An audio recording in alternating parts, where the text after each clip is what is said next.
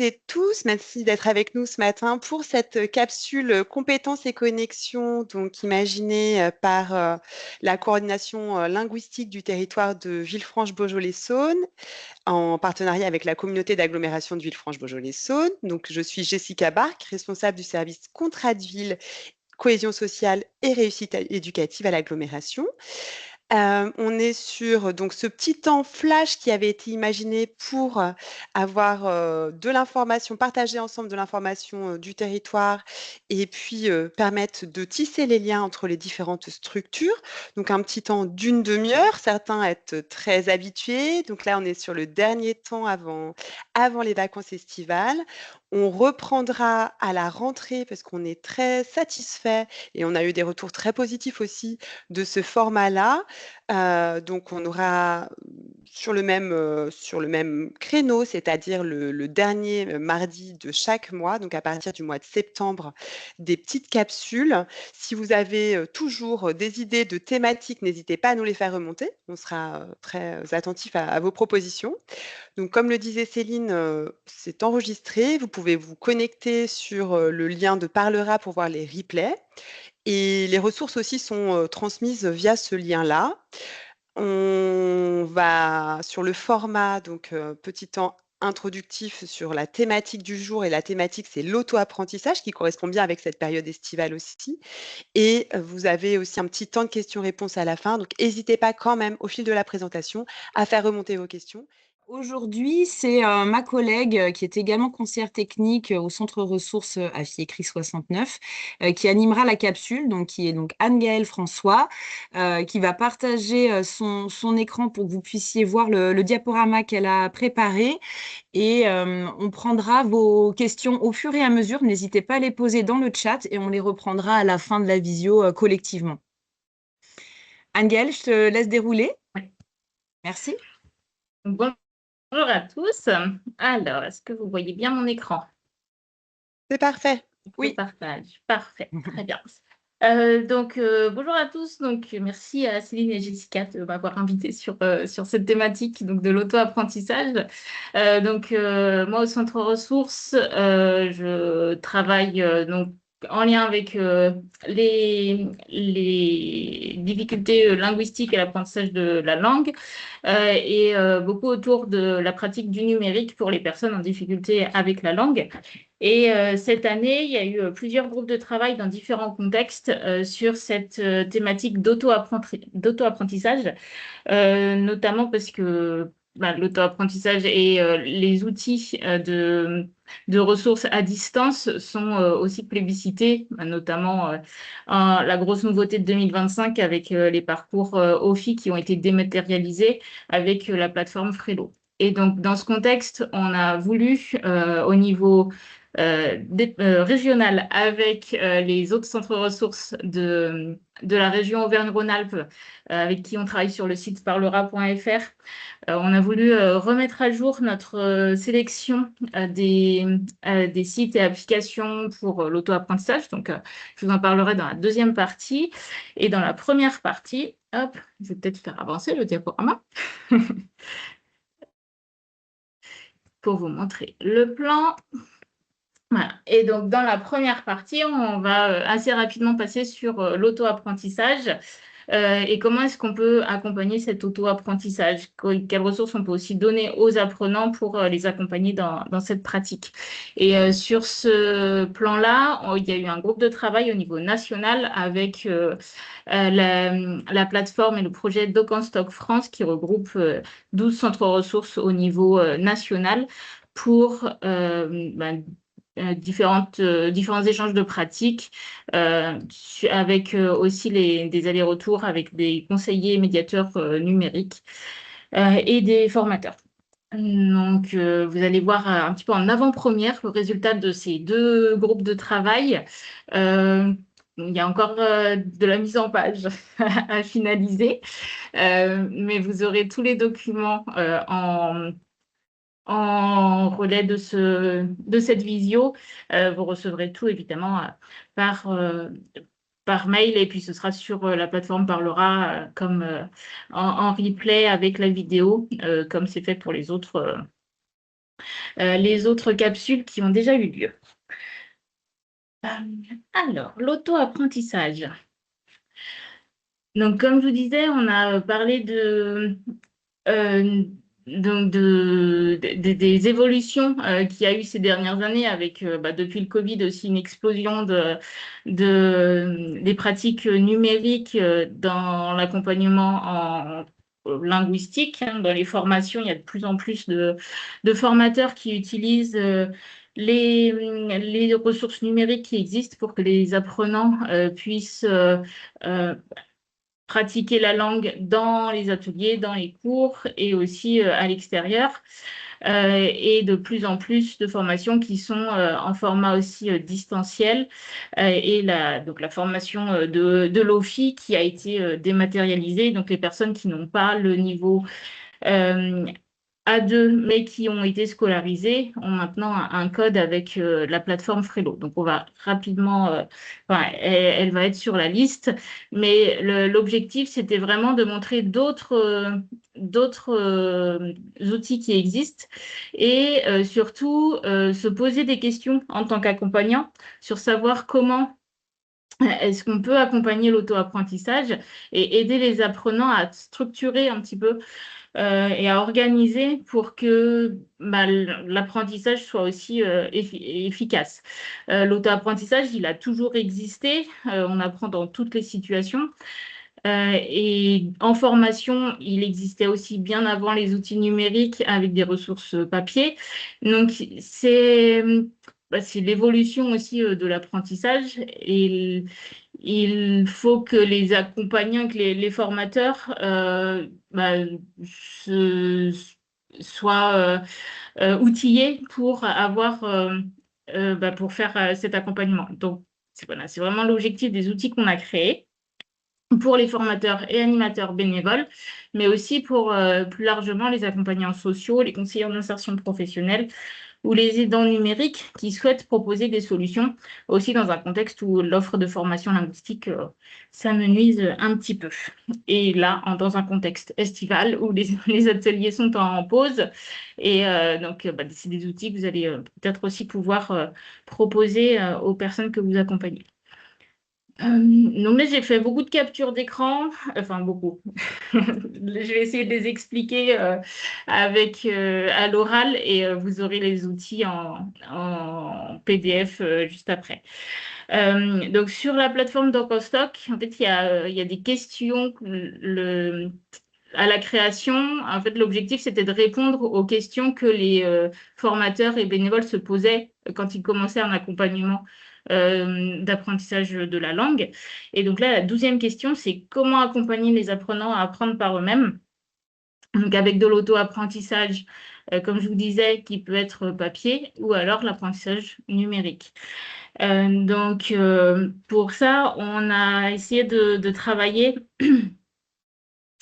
avec une explication en fait de ce que c'est que l'auto-apprentissage, un petit peu l'évolution, un petit peu de théorie, pas beaucoup, mais surtout des outils concrets pour que les accompagnants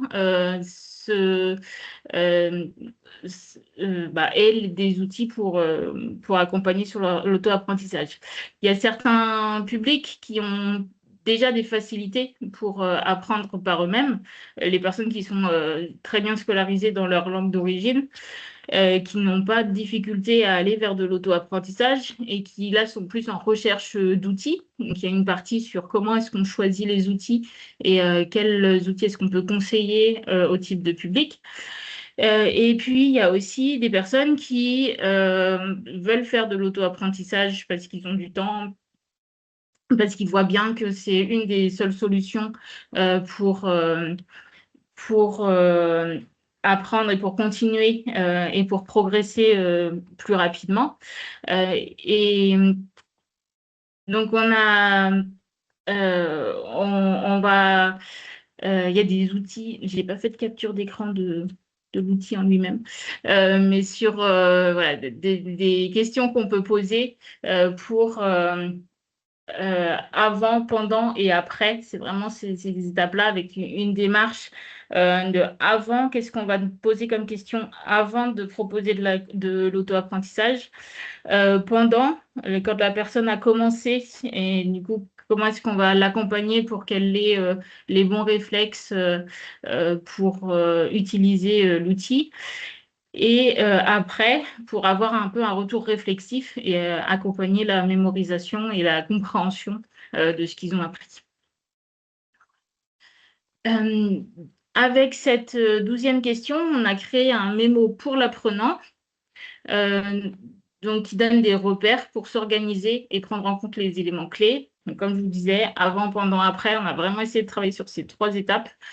Avec de la préparation sur le matériel, de quoi est-ce que j'ai besoin pour apprendre, comment est-ce que je m'installe, comment est-ce que je m'organise, avec vraiment la réflexion sur se donner des limites, parce que en fait, quand on se donne trop un objectif trop lointain, c'est là qu'on est en échec aussi, parce que ça fonctionne pas. Il vaut mieux se donner des petits créneaux et le faire régulièrement qu'avoir un objectif trop lointain. Et donc là, c'est la première page, hein, mais sur la dernière partie de l'aide, de ne pas rester seul et de savoir aussi où on peut trouver de l'aide.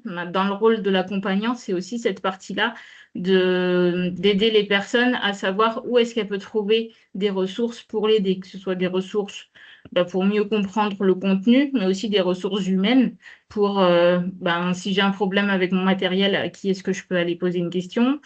Si j'ai des problèmes sur le contenu, est-ce que il y a quelqu'un autour de moi qui peut m'aider? Est-ce que je peux aller à la bibliothèque? Comment est-ce que je vais à la bibliothèque? Comment est-ce que je vais poser des questions? Quelles questions je vais poser à la personne pour qu'elle m'aide?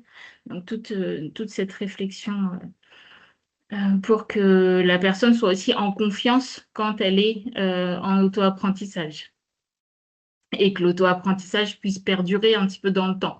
Puisque l'idée, quand on présente un outil, les personnes, elles sont en général motivées en se disant « Ah oui, ça a l'air super, j'y vais, je vais commencer, je télécharge, je commence. » Et puis, je pense qu'on a tous essayé Duolingo à un moment dans notre vie et qu'on a fait 4 sessions et peut-être plusieurs semaines parce qu'on avait un objectif précis et une fois qu'on avait atteint cet objectif, on a arrêté. Donc, c'est vraiment là, se fixer des objectifs, se fixer des repères pour être, pour réussir le mieux possible cet auto-apprentissage.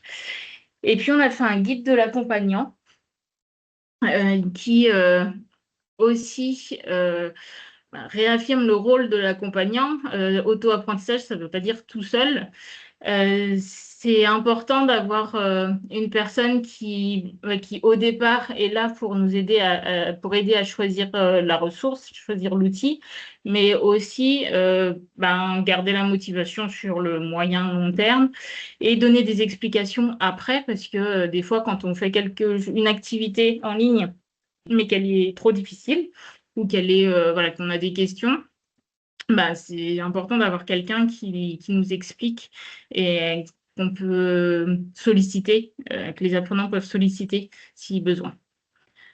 Donc, de la même façon, on est parti sur les 3 étapes, avant, pendant, après, et avec des questions vraiment concrètes à poser aux apprenants à chaque étape. Et on a fait 10 conseils avec une partie plus pédagogique, mais aussi des conseils techniques et logistiques. Voilà. Donc, on a vraiment essayé de formaliser quelque chose de facilitant pour tous. Donc, comme je vous disais, c'est un travail qui vient de se terminer. Si vous avez des retours et des questions aussi, n'hésitez pas, parce que voilà, c'est un travail qui peut encore s'améliorer. Donc, n'hésitez pas. Voilà. On posera les questions à la fin. Donc, je continue. Je surveille le temps. Donc, la deuxième partie, c'est voilà, les ressources existantes, comme je vous disais en introduction, avec les collègues des centres ressources d'Auvergne-Rhône-Alpes. On avait fait un travail en 2019, 20, 21 avec un recensement un petit peu des applications et sites qui étaient utiles pour l'auto-apprentissage. Il avait été actualisé en 2023-2024 et donc là, on l'a réactualisé. C'est un petit peu pareil, en avant-première, vous avez le premier gel, la formalisation. On a un groupe de travail pour finaliser tout ça cet après-midi. Donc là, vous avez une capture d'écran et on vous enverra les documents bien finalisés, bien jolis après. Donc, cette sélection, nous l'avons faite avec l'évolution des outils. Il y a peut-être des choses que vous connaissiez avant. La problématique des applications, c'est un petit peu l'obsolescence. On avait des applications qui fonctionnaient pas mal, comme Apifleu, par exemple, mais manque de financement qui a dû être arrêté, n'a pas été mis à jour. Donc voilà, là il y a des nouveautés aussi qui sont sorties. On a essayé de les catégoriser. Donc il y a une première colonne objectifs. On a une liste d'objectifs de 8 ou 9 objectifs. Et donc pour chaque application, on a essayé de toujours garder le même vocabulaire et de voir quels objectifs on pouvait travailler avec cette application. Ensuite, on a des critères de niveau de langue avec le public allophone, donc avec les publics vraiment plutôt sur le cadre européen commun de référence pour les langues, avec infra A1, donc public plutôt alpha en difficulté avec la lecture, adapté au niveau 1 à 2 et adapté au niveau B1, B2. Et ensuite, on a ajouté le public francophone, puisqu'il y a certaines applications qui ont parfois été pensées pour un public FLE, français langue étrangère, mais qui peut aussi tout à fait être utilisé avec un public francophone en situation d'illettrisme ou de remise à niveau, donc degré 1 ou 2 et degré 3 et 4. On a ensuite mis un critère facilité d'utilisation. Avec 1 étoile, c'est pas très facile. 2 étoiles, ça va. 3 étoiles, c'est facile à utiliser. Et donc, il y a une légende au-dessus qui explique tout ça. Il y a un critère d'interface multilingue. Il y a certaines applications qui ont des traductions et puis d'autres non. Il y a ensuite, c'est l'approche. Est-ce que c'est une approche thématique ou plutôt une approche par structure de la langue ou les deux? La gratuité avec l'euro barré où c'est totalement gratuit et puis la petite couronne où on est en offre freemium. Donc, freemium, ça veut dire qu'il y a une partie gratuite et possibilité d'avoir une partie payante. Sachant que, je vais vous montrer juste après, mais il y a des grilles d'analyse un petit peu plus poussées qui montrent le détail de toutes ces catégories. La gratuité, par exemple, si je regarde la première ligne, Basique français, c'est une application qui est en mode freemium avec plusieurs parcours gratuits et ensuite la possibilité d'avoir plus de contenu avec un paiement. Mais par exemple, Basique français, ce n'est pas un abonnement, il faut payer une fois 12 € et après le contenu est ouvert à vie et possible pour 4 personnes. 4 personnes peuvent se connecter sur le même compte. Donc, notre choix, ça a vraiment été des outils gratuits ou dans un budget raisonnable. Donc, Et malheureusement, on voit que la gratuité totale, ça apporte aussi une obsolescence plus rapide ou alors beaucoup de publicités qui font aussi que les personnes se perdent un petit peu dans l'utilisation de l'application. Donc, c'est des critères, voilà, on l'a mis, hein, il y a l'accessibilité, la clarté dans la navigation, la gratuité, mais on ne peut pas, enfin, tous les critères qu'on s'était mis n'étaient pas forcément, on n'a pas on n'a pas trouvé d'application qui coche toutes les cases, malheureusement. Mais voilà, peut-être qu'un jour, on aura une application totalement adaptée, totalement gratuite, totalement accessible, même pour des petits niveaux. Là, pour l'instant, il faut un petit peu les analyser pour regarder comment ça fonctionne. Voilà, donc là, sur la capture d'écran, vous avez Basique français, Duolingo, Fact, Frello. Il y a d'autres pages. On a aussi J'apprends, Caribou, une application de conjugaison, Leximage Plus, des mots mêlés, puis TV5 Monde. Et de la même façon, si vous en connaissez d'autres dont on n'aurait pas entendu parler, n'hésitez pas pour qu'on puisse les ajouter. La petite nouveauté de notre sélection, c'est qu'en plus des applications qui travaillent spécifiquement sur la langue, on a ajouté des applications qui travaillent plus sur les autres compétences d'apprendre à apprendre, et notamment aussi la numératie, donc tout ce qui est mathématiques et travail autour des nombres. Donc la numératie, c'est l'utilisation des chiffres et des mathématiques dans la vie quotidienne. Donc des applications pour s'entraîner, pour travailler, des notions que parfois on travaille en atelier qui sont intéressantes à poursuivre et à travailler en dehors.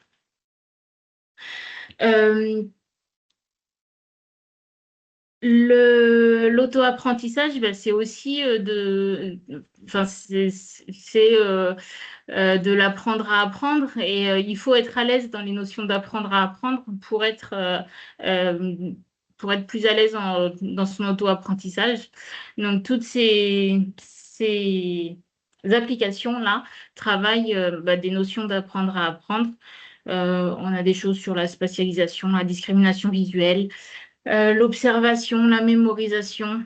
Donc ça, c'est des petites choses qui sont intéressantes à travailler, en plus aussi de la langue, notamment pour des niveaux plus débutants qui ont besoin de travailler ça en préparation au travail de la lecture et de l'écriture.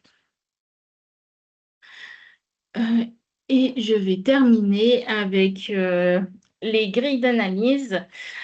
Donc, chaque application et site est analysé plus en détail dans une grille à destination des accompagnants, pas des apprenants, là.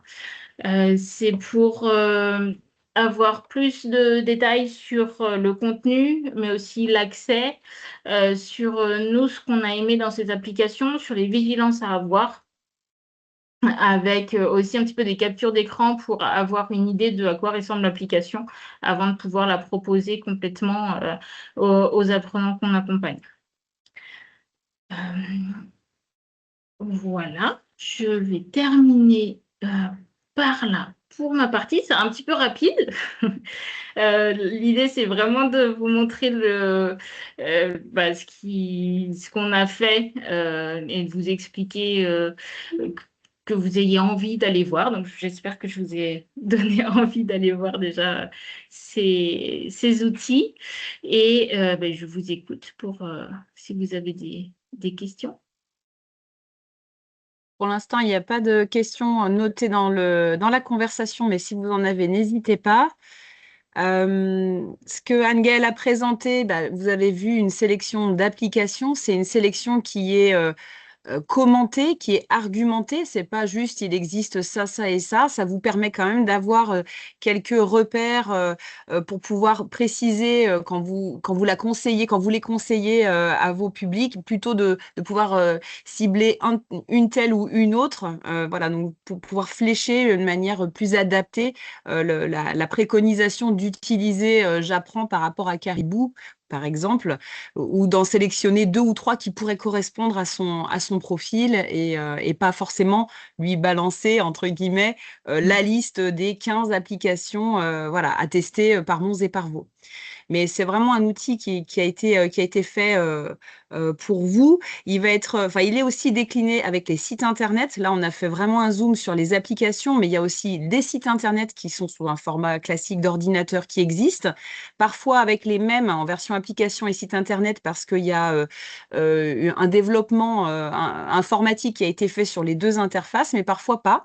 Il y a des applications qui n'existent qu'en application, il y a des sites qui n'existent qu'en site. Donc, c'est vraiment des choses en plus que vous pourrez avoir sur le 2e listing.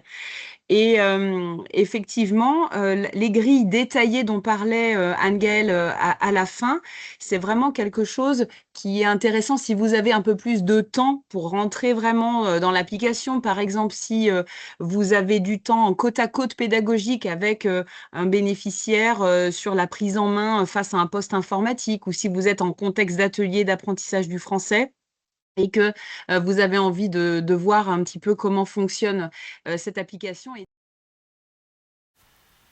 Désolée, le son a été coupé sur la toute fin de notre capsule. Ce qu'on voulait vous dire, c'est que tous les documents sont accessibles en dessous de cette vidéo, donc n'hésitez pas à les télécharger et à les diffuser autour de vous. Et on vous souhaite un bel été en attendant de vous revoir le mardi 29 septembre prochain pour la prochaine capsule Coco qui portera sur les ateliers Ouvrir l'école aux parents pour la réussite des enfants. À bientôt!